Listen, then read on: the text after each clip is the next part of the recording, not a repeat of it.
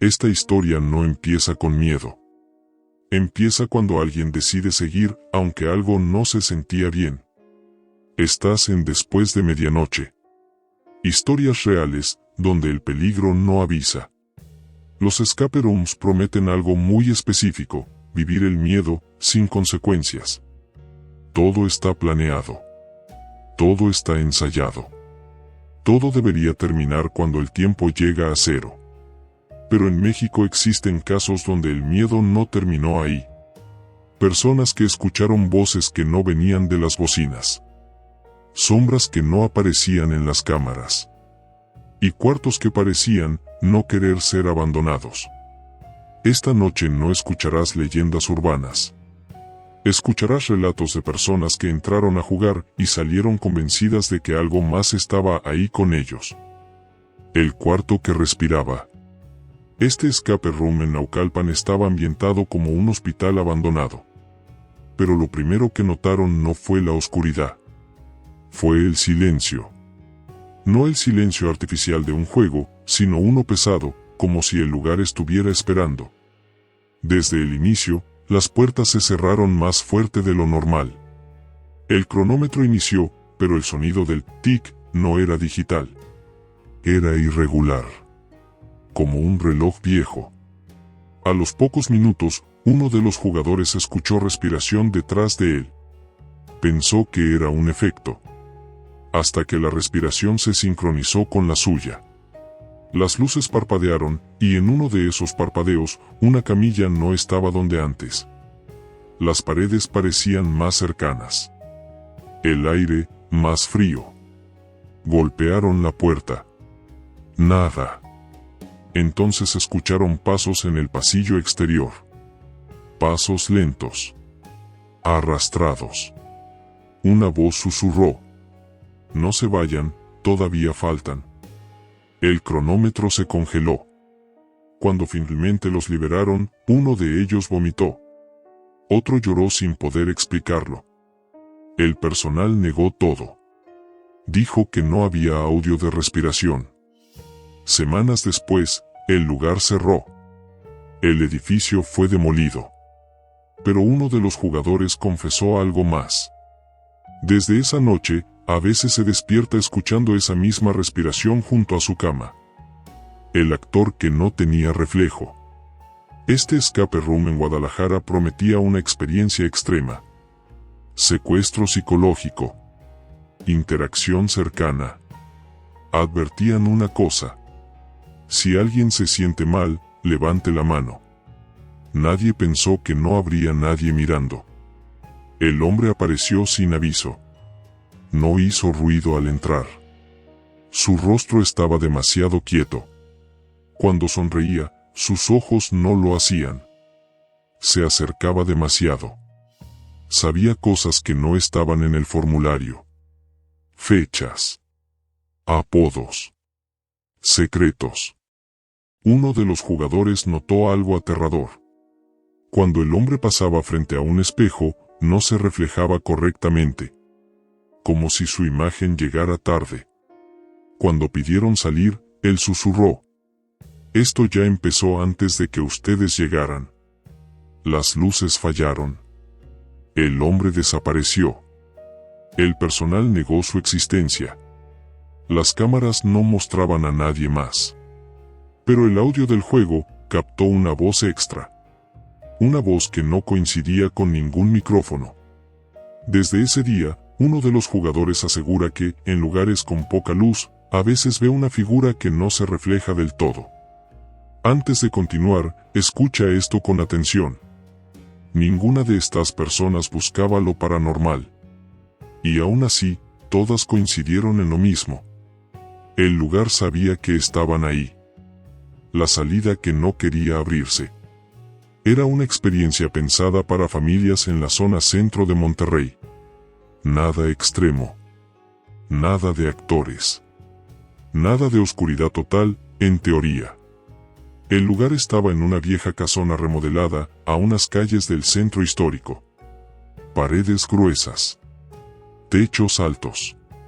Demasiado altos. Desde que entraron, el niño, de unos 8 años, preguntó algo que nadie supo responder.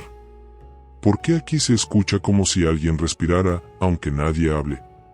Los adultos rieron. Pensaron que estaba sugestionado. El juego comenzó.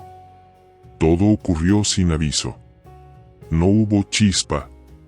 No hubo sonido de cortocircuito. Simplemente, la luz desapareció. No había penumbra. No había sombras. Oscuridad absoluta. Una oscuridad tan cerrada que parecía tener peso. No se veía la mano frente al rostro. No se distinguían las voces por dirección. Al principio pensaron que era parte del juego. Hasta que el silencio cambió. Desde dentro de las paredes se escuchó un golpe seco. Uno solo. Luego otro. No venían del pasillo. No venían del techo.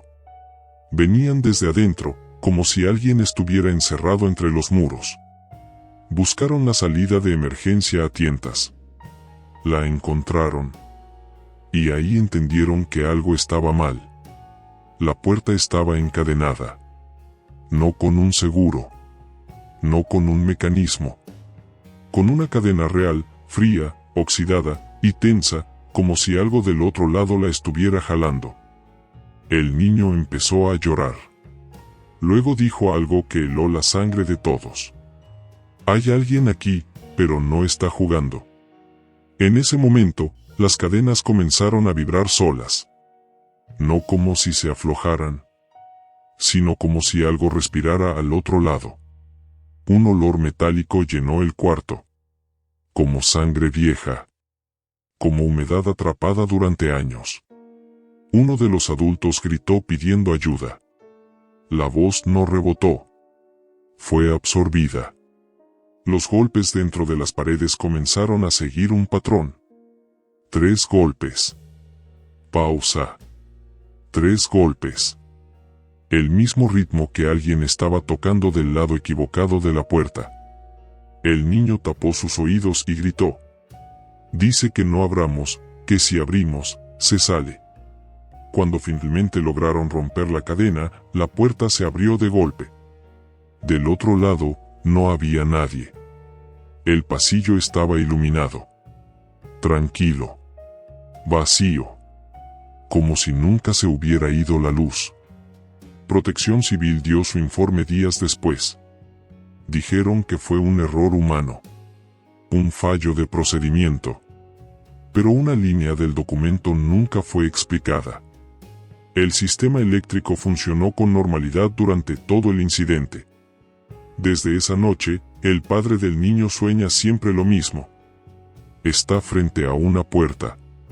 Empuja. Empuja con todas sus fuerzas. La puerta cede apenas unos centímetros. Y desde el otro lado, algo respira, esperando a que termine de abrirla. El juego que no terminó. Este escape room en Colima no se anunciaba como de terror. Se anunciaba como ritualista.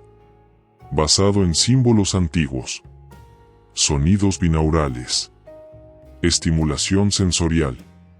Antes de entrar, un aviso escrito a mano decía: no todo lo que escuches es parte del juego. No todo lo que respondas debería ser respondido. Nadie entendió a qué se refería. Hasta que el tiempo se acabó. El cronómetro llegó a 0. Nadie entró. Las luces no se apagaron. Cambiaron a rojo. Un rojo bajo. Pulsante. Como un latido.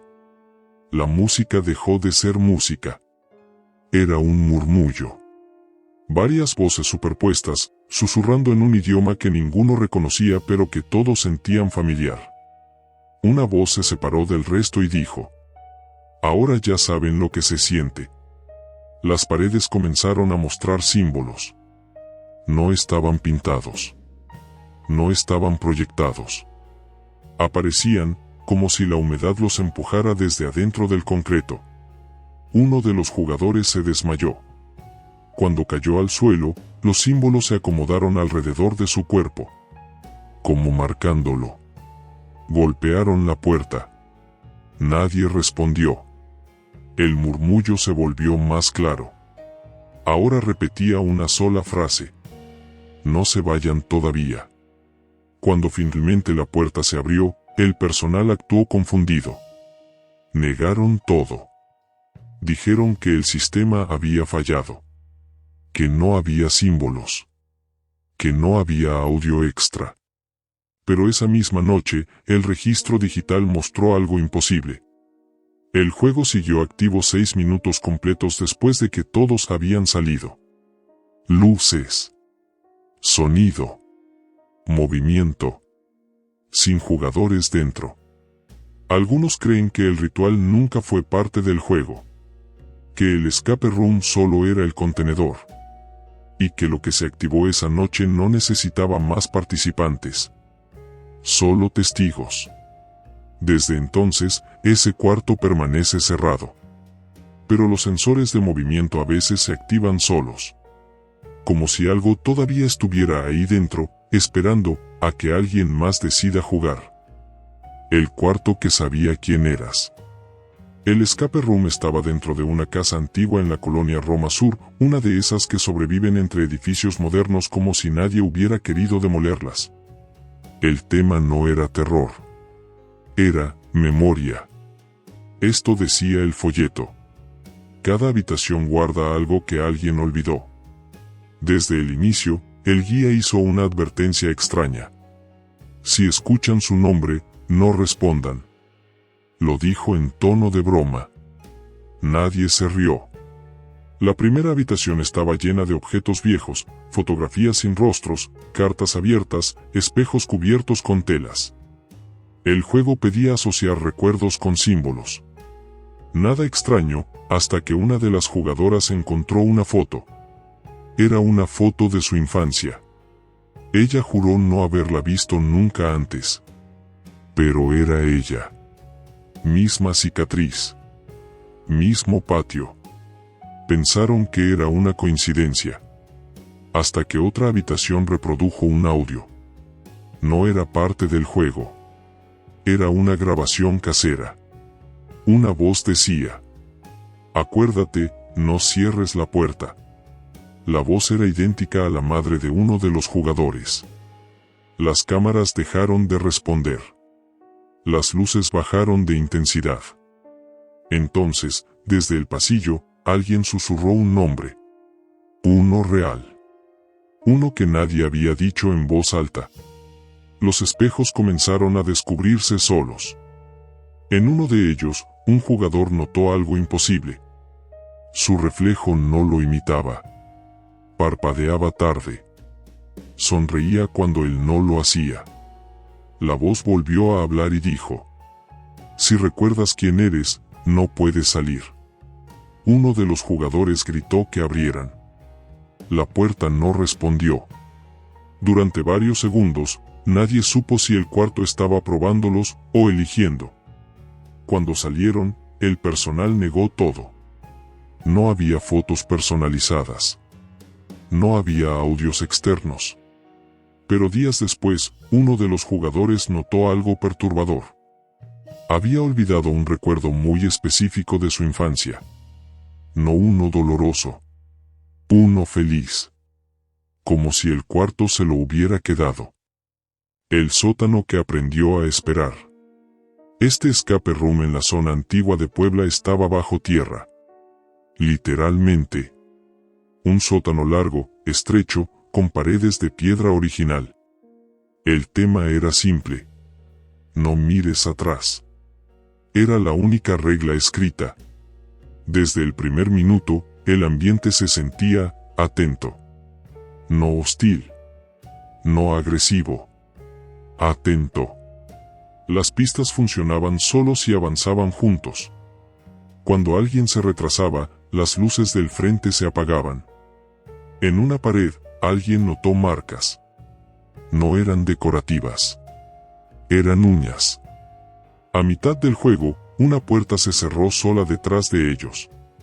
No estaba planeado. La voz del sistema dijo: ya aprendimos. Nadie entendió a qué se refería. comenzaron a escuchar pasos. No delante, no detrás. Entre ellos. Uno de los jugadores sintió que alguien caminaba a su ritmo exacto. Cuando volteó, no había nadie. Las cámaras dejaron de transmitir. Las luces comenzaron a encenderse solo cuando nadie las miraba directamente. La voz regresó y dijo: así caminan ustedes. El sótano había memorizado sus movimientos. Cuando lograron salir, el personal estaba nervioso. Dijeron que el juego se había reiniciado solo. Pero los registros mostraron algo más. El sistema detectó movimiento 2 horas después del cierre. Pasos. Al mismo ritmo que el último grupo. Desde entonces, ese sótano solo abre de día. Y aún así, hay empleados que juran escuchar pasos cuando nadie ha entrado todavía. Como si el lugar ya no necesitara jugadores, solo cuerpos que le recuerden cómo caminar. Los escape rooms existen para encerrarte. Pero estas historias prueban algo peor. A veces, el lugar no quiere quedarse vacío. Y cuando alguien entra después de medianoche, no siempre sale solo. Estás en Después de Medianoche. Buenas noches. Si es que puedes dormir.